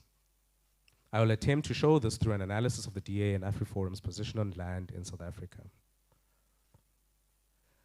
And I think I'll go into this part and maybe sort of take an aside and say that I think a lot of this work was also drew from settler colonial theory and the works of Veracini, Patrick Wolf, and they proposed the idea, and I think Shanaz mentioned it earlier, is that they proposed the idea that settler colonialism is a permanent, enduring state of oppression that continues, right? And they also speak to the logic of elimination. However, I presented this paper at the University of Pretoria, and one of the interesting things, or at least I was advised about settler colonial theory, was that it somewhat negates the indigeneity of black indigenous bodies, like black South Africans. It's often targeted at American Indians, and this was sort of the mischief, they said, and the caution that so I do use this theory, I think, with that limitation in mind, and I draw on these scholars with that limitation in mind, that they may not have intended that I, as a black indigenous South African, would have used this theory, but this is just an aside that I thought I should bring in. Mythologies are self-evident truths.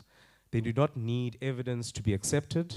They are forms of wishful thinking or fantasy that recreates a glorious past in a group's history.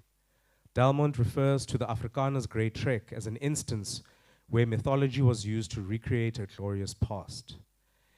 In this case, the story of the Great Trek is framed as a triumph over adversity that fortifies Afrikaner identity and ownership over South Africa. However, for the Great Trek to attain mythical status, it is imbued with fantasy and altered narratives of the past. This reflects white settlers' tendencies or inclinations to narrate the past based on their wishes. Martin Robinson provides another example in her analysis of white Australians. She mentions that in their rendition of the colonial past, that they construct themselves as pioneers who triumphed over adversity and eventually founded Australia. In doing memory work in this manner, white Australians recreate a glorious past and construct that Australia as a territory that is owned by them. As such, settler mythologies can be thought of as a set of elaborate reconstructions of history which reflect settler fantasies and disavowals. Settler mythologies form part of the everyday practices of white settlers. In other words, settler mythologies become normative, unquestioned, and form part of the mundane social practices in settler colonies. Wysaughter and Morton's notion of settler tautologies provides a useful illustration of how settler mythologies function. They define settler mythologies as, I quote, things that seem true. Thank you. They define settler tautologies as things that seem true by the very nature of their repetition and logical irrefutability under settler colonialism. From their conceptualization, one can conclude or surmise that settler mythologies are not objective recollections of the colonial history, but are repetitions of colonial narratives or tropes that only become true and gain acceptance because they are constantly being recycled. Settler mythologies can also be thought of as elaborate embellishments about settler colonial history. The notion of disavowal, which I borrow from the psychoanalytical school of thought and I use it quite loosely, becomes useful when trying to understand how elaborate embellishments about settler colonial history functions.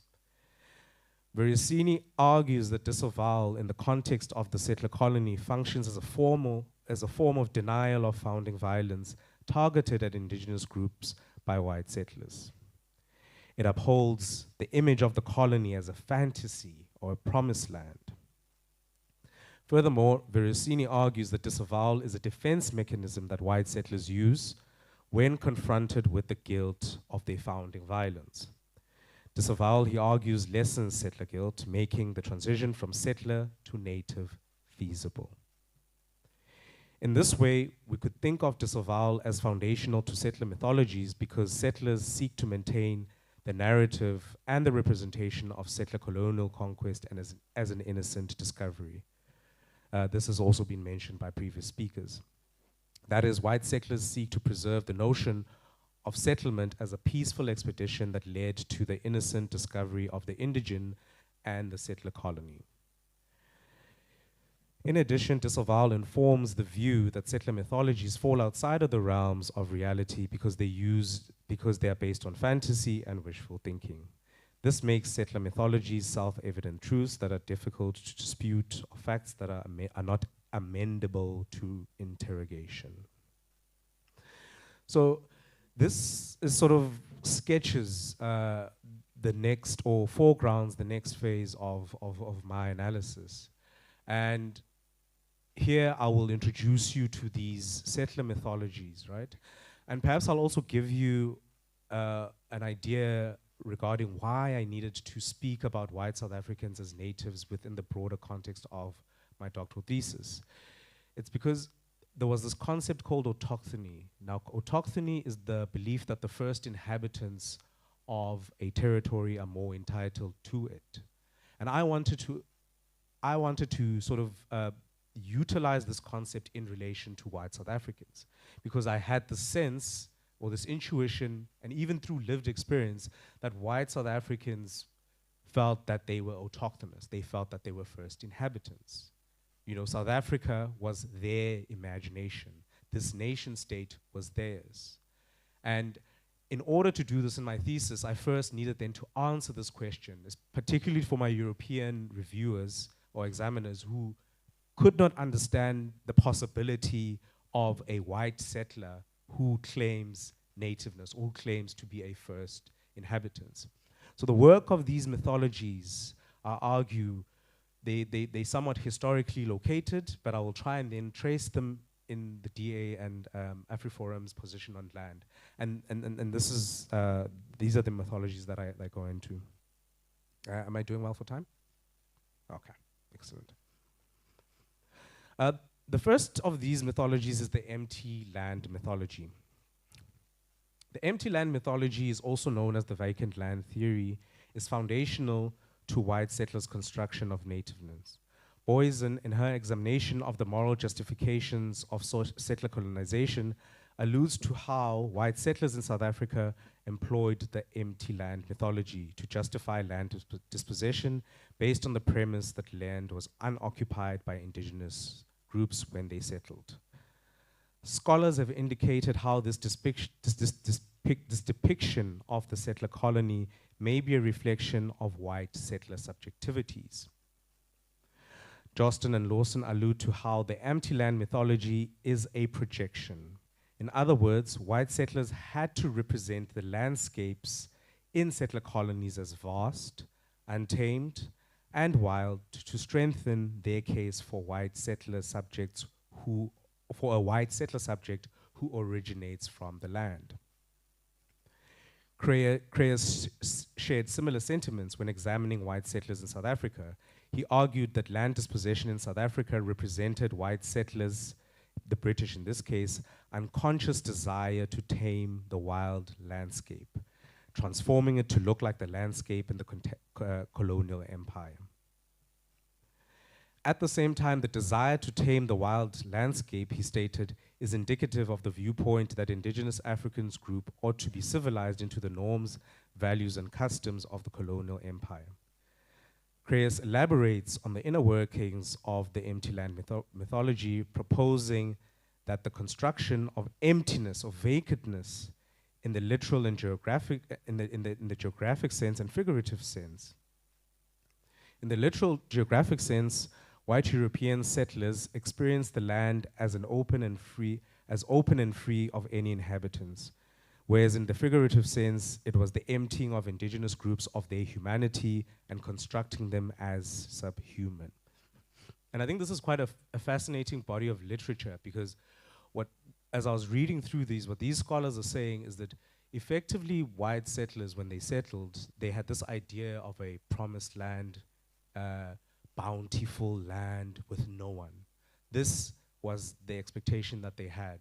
When they got here, they found that there is a civilization, a people, and in essence, they sort of had to sort of engage in this mental gymnastics of sort of denying the fact that there were actually people on this land.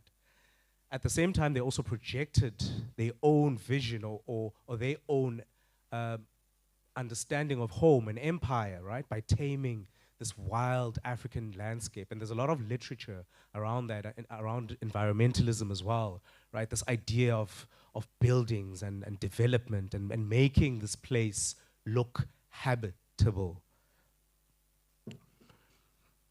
For vacantness to be constructed in the literal and geographical sense, there had to be the reconstruction and distortion of the history of settlement. Whereas in the case of vacantness, in the figurative sense, indigenous African groups were framed as primitive, backward, and subhuman, hence the need to civilize them. Other scholars have even gone on to stress that the notion of vacantness, when colonial conquest is taking place, extended to indigenous groups not being human, but being non-beings. The construction of indigenous groups as subjects and subhuman not only led to the conclusion that they could not occupy land or be in ownership of land. In this case, the empty land mythology simultaneously constructs territory and its indigenous groups as entities that are vacant and in need of civilizing. I'm going to move on then to another fascinating mythology that I came across in the literature, and this is the Bantu migration mythology. Complementing the empty land mythology is the Bantu migration mythology. This mythology contends that Bantu-speaking groups came to South Africa from the north parts of Africa around the same time as the Afrikaners and the English-speaking South Africans. Furthermore, the myth suggests that Bantu-speaking South Africans, subsequent to their settlement, acquired territory through colonial conquest. Recently, Laband, a South African, I think he's a historian, in 2020 provided a description of the Bantu migration mythology, stating, I quote, "Of all the people living in South Africa today, only the San are considered autochthonous. That is, still living in the same region as their ancestors when they evolved into modern humans eons ago. Everyone else involved in this story were settlers, people who came later, whether migrating from further north in Africa, like the Khoikhoi, and the southern Nguni speakers arriving by sea from Europe, like Portuguese, Dutch, French, British, Germans, or Madagascar, the East Indies, and elsewhere in Africa, if they slaves." Okay, close quote by Laban. This is in 2020. Laban's myth-making is probably drawn up. Okay, Laban's myth-making is probably drawn from the influential work of George McNeill, the Canadian-born colonial historian in the Cape Colony. George McNeill's is reported to have been a pro-Afrikaner and English historian who viewed indigenous groups as subordinate to South Africa. Thiel claimed that the Bushmen were the original inhabitants of South Africa, but they were driven to the desert and the mountains of the Cape Colony by the Hottentots, and later by the Bantu indigenous South Africans. According to this version of history, the Khoikhoi and later the Bantu conquered the Bushmen in what Thiel refers to as barbaric warfare. This reconstruction of history suggests that the Bantu were not originally from South Africa and settled around the same time as white settlers in South Africa. Pillay suggests that this mythological work constructs South Africa as a place where no one really belongs because the original first inhabitants, the San, ceased to exist as a cultural, social, and political group. By making this assertion, Thiel positions other indigenous groups, the Bantu and the Khoi, in the same way as white settlers. Veracini notes that this type of settler mythological work is quite common amongst white settlers in settler colonies. He states that it makes indigenous groups nomads and gives white settlers the space to construct and negotiate a native status. In what ways does it do this? First, it positions indigenous groups as immigrants with entitlements, with entitlements to territory in South Africa that are equal or lesser to that of white settlers. In this way, the supposed late arrival or simultaneous arrival of indigenous groups is equated to the settler colonial conquest of white settlers. And in this case, I mean indigenous black people, Amanguni. This could be taken to mean that if the other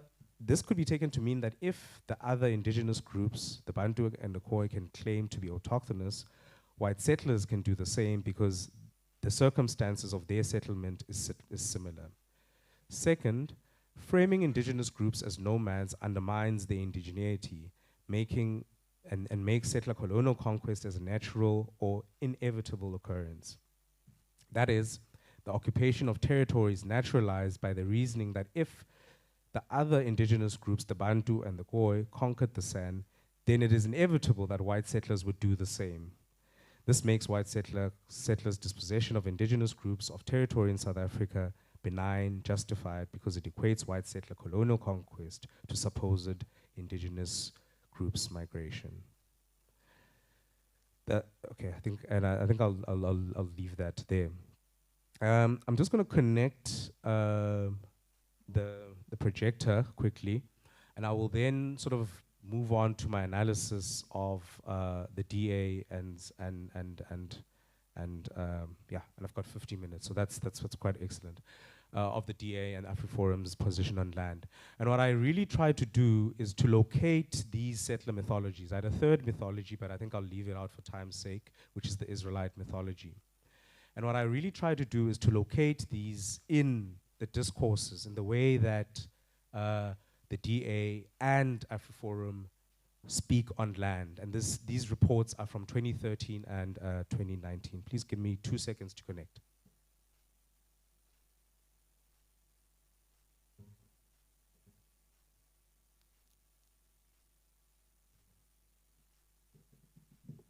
Is everyone still awake? Yeah. Okay.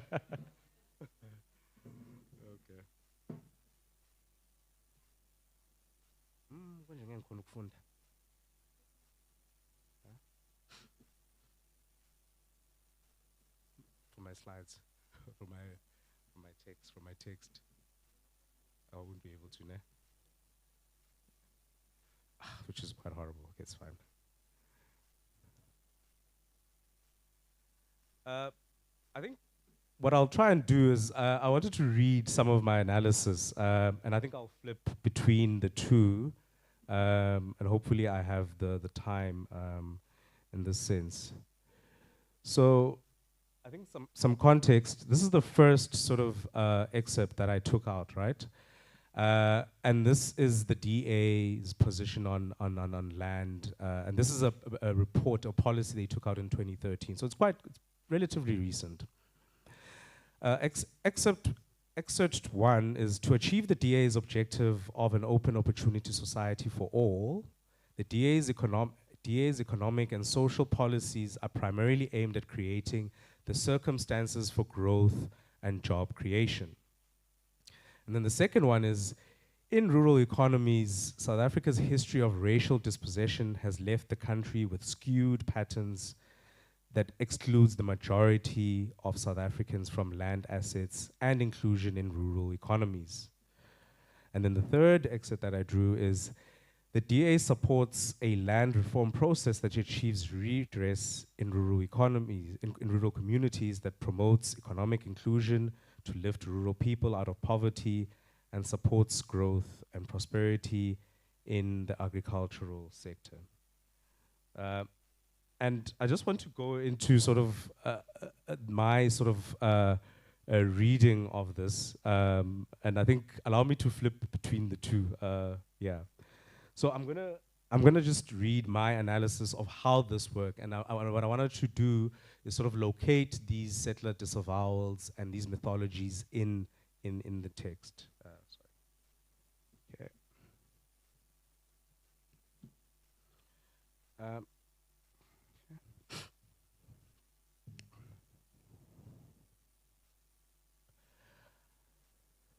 So in the excerpt, there's acknowledgement that land distribution is unequal and is foregrounded by South Africa's history of racial inequality. However, the phrase majority of South Africans understates who the main victims of land dispossession are and were and who currently they are. Furthermore, the statement implies that land dispossession was an act of settler colonial conquest that was restricted to rural areas. The lack of overt articulation and downplaying how black South Africans have been affected by settler colonial conquest reflects the inner workings of settler myth-making. The statement also demonstrates settler disavowals of colonial conquest, typical of how white settlers practice myth-making. Straker describes disavowal as a psychological act of knowing one thing to be true, yet choosing to believe another. The Democratic Alliance statement suggests conscious knowledge of how land dispossession took place, who is affected by it, and how endemic it was. Yet their policy positions a clear articulation of the historical circumstances and its outcome are not made known. One could reason that the statement foregrounds settler myth-making because it understates or / undermines land dispossession to make room for settler mythologies. The second one that I'll look at is AfriForum, so I've got 10 minutes. AfriForum.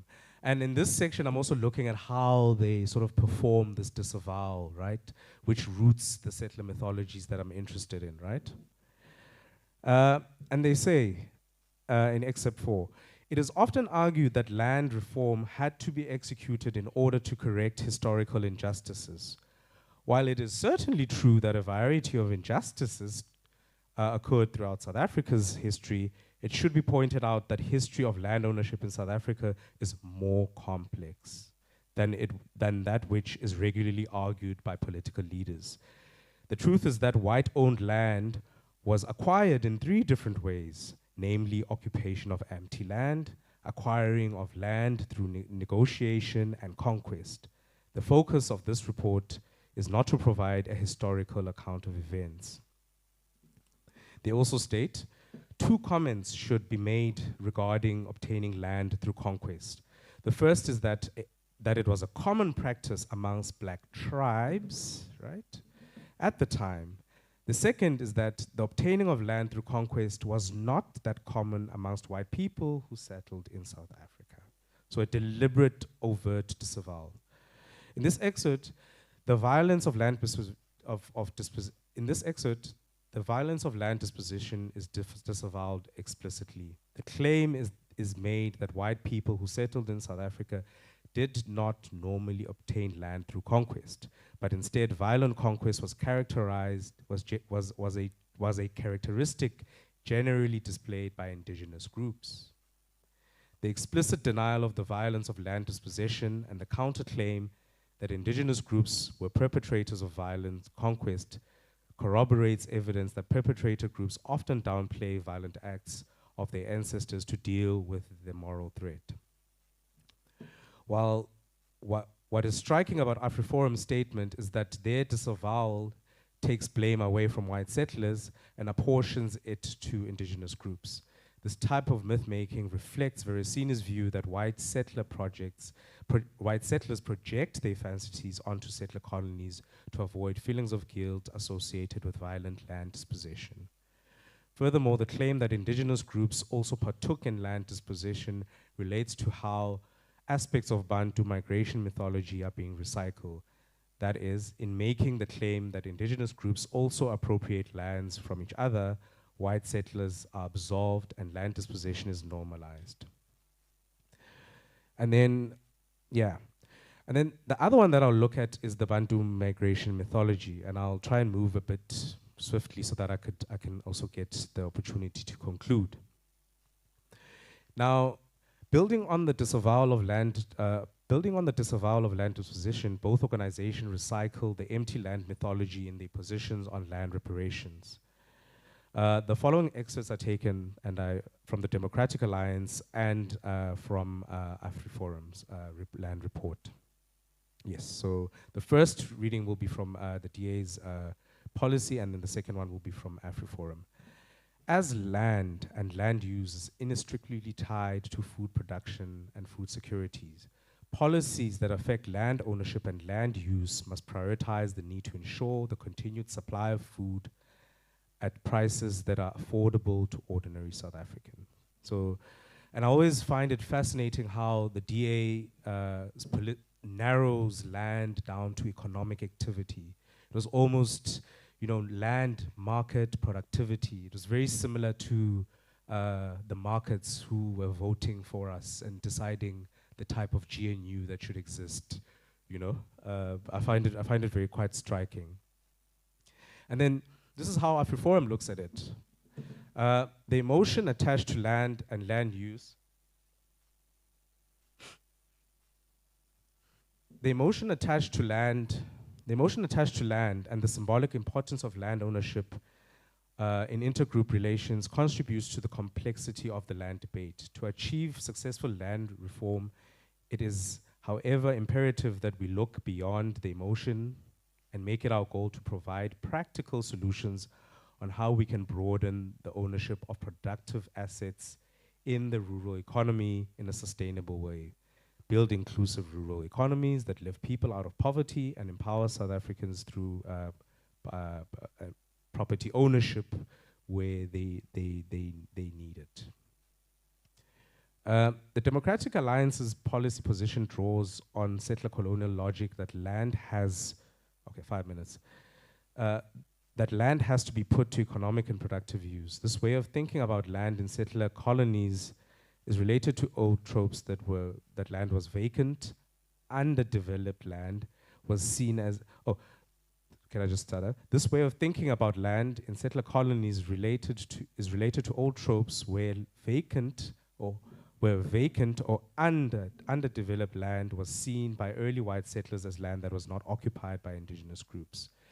The recycling of this settler mythology implies that land ought to be put to productive use, and that land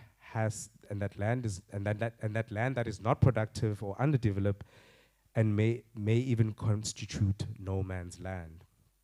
In the context of contemporary settler colonies, it implies that land reform is contingent on indigenous groups making productive use of land.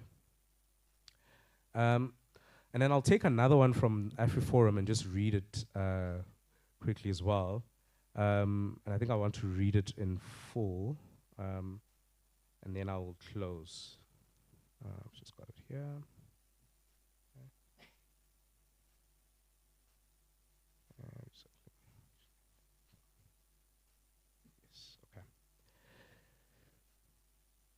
AfriForum says that in relation, and this is where I find again this recycling of the empty land myth. The truth is that white-owned land was acquired in 3 different ways, namely occupation of empty land and acquiring land through negotiation and conquest. So they state it quite clearly. AfriForum's claim positions white settlers as an innocent group that acquired land through just means. By claiming that land was empty or it was obtained through negotiation, they recreate a peaceful past that not only disavows settler colonial violence, but secures white South Africans' place as natives who legitimately own land. Furthermore, the legitimacy of land restitution is undermined by the employment of the empty land mythology, because it casts a doubt on whether racial injustices caused by colonization and apartheid can be undone. So, as this is an ongoing paper, what is the point, and what does it mean for us? Excuse me, I've got the flu. And what does it mean for us at present? I think for me, the work that I'm doing firstly draws our attention to the problem of white settler autochthony. And it asks us to think quite carefully about what does it mean to have white settlers in South Africa who claim pseudo or de facto native status. And what does that mean when we sit across the table and attempt to negotiate historical reparations? The problem with white autochthony is that if white South Africans feel that they own this place, and as I've shown, this continues into the contemporary, right? As I've demonstrated to the DA's and AfriForum's position on land, they have a deep, deep seated sense of entitlement. In my thesis, I pose the rhetorical question called, which I state is that are they beyond belonging? So white South Africans, in essence, do not feel that they belong. They are beyond belonging. They feel that they de facto native statuses. They de facto natives. What does that mean for us? And it's a question that I pose because I think it poses a deadlock. When somebody feels that they own something, they feel they can act in whatever way is possible. They meant to have the benefits. They meant to reap the rewards of the land, as they do every day. So this is the first question. The second one is a provocation, but a very careful provocation, is to say, then what does it mean then to think of white South Africans as immigrants? What does that mean? And is there possibility for us in these kinds of dialogues for white South Africans to reframe themselves as immigrants? Because that is where I think there are possibilities for emancipation and probably dialogue that is probably a little bit more fruitful. So, and I pose these two provocations because we sit across the table and we assume that white South Africans draw on white racial identities. But ultimately, white South Africans draw on their sense, their deep-seated entitlement to South Africa. They see themselves as natives, if not equal to you, but probably even more native. Thank you.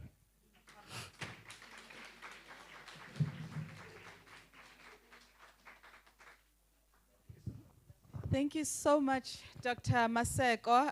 We've had an incredible 2 sessions with Professor Maldonado Torres, taking us to the superstructural level of, paradigmatic colonialism, or paradigmatic schemas of colonialism and how they are globally interconnected. And absolutely, and Dr. Maseko taking us to what we, or aspiring metaphysicians called the quantum scales of the psyche, or the social psyche as well. So thank you so much. That was incredible sessions from both of you. And it's also just inspiring, I think, for me, in terms of how far scholarship is going in such a small amount of time. So we will give the house a break for 15 minutes, a mere 15 minutes at that, 1-5. And then when we come back, I will hand over the mic. Oh, we want to continue. Oh, okay, so the house is heated. So Masikole Mlandu, please come up. Beg your pardon? Oh, the Q&A, okay. Masikole will facilitate the reflection session, which is a quasi Q&A. Basically, it's more house heavy than it is speaker heavy. So whatever interesting ideas or provocations that you sought inspiring from the sessions that we've had since the morning until this point, Masikole will facilitate that, help us direct it, and will also give some of our speakers a chance to possibly, respond back and ponder with the house. So this is like a collective pondering session, if it makes sense. So